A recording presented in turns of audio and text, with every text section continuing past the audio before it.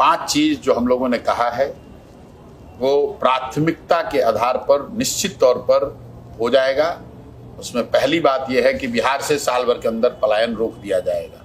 मैं नौकरी की बात नहीं कर रहा हूं। बिहार में राजनीतिक और सामाजिक जीवन में रहने वाले लोगों को यह समझना चाहिए कि आप पूरे इतने बड़े आबादी को सरकारी नौकरी नहीं दे सकते, लेकिन इतने बड़े समाज को आप अच्छा पढ़ा सकते हैं, इतनी बड़ी जनसंख्या को आप रोजी रोजगार की व्यवस्था कर सकते हैं। तो जन स्वराज का पहला संकल्प यह है कि साल भर के अंदर यहाँ डिस्ट्रेस माइग्रेशन रोक दिया जाएगा। यहाँ पर लोगों को 10 से 15 हजार रुपए की नौकरी रोजगार की व्यवस्था कर दी जाएगी। दूसरा ब्लूप्रिंट ये है कि बिहार के हर बच्चे के लिए एक अच्छे पढ़ाई की व्यवस्था, 15 साल से कम उम्र के बच्चे के लिए पढ़ाई की व्यवस्था हो जाएगी। और जब तक वैसी व्यवस्था सरकारी स्कूल में न बने तब तक लोग अपने बच्चों को प्राइवेट स्कूल में भेज सकते हैं, उसका पैसा सरकार भरेगी।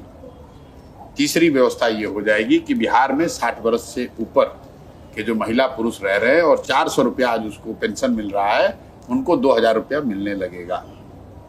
चौथी बात ये होगी कि बिहार में जो महिलाएं हैं, जो कामकाजी महिलाएं हैं, जो घर में बैठी हुई हैं, कुछ करना चाहती हैं, उनको 4% सालाना ब्याज के दर पर उनको लोन मिलने लगेगा, ताकि वो अपने घर में कुछ ना कुछ रोजी रोजगार कर सकें, अपने और अपने बच्चों के लिए कुछ धन अर्जन कर सकें।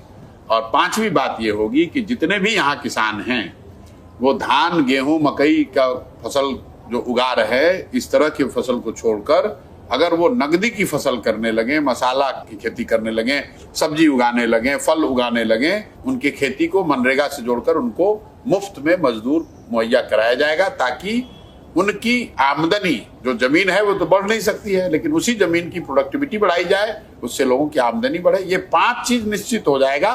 तो अगर जन स्वराज की सरकार बनी तो ये 5 चीज निश्चित हो जाएगा।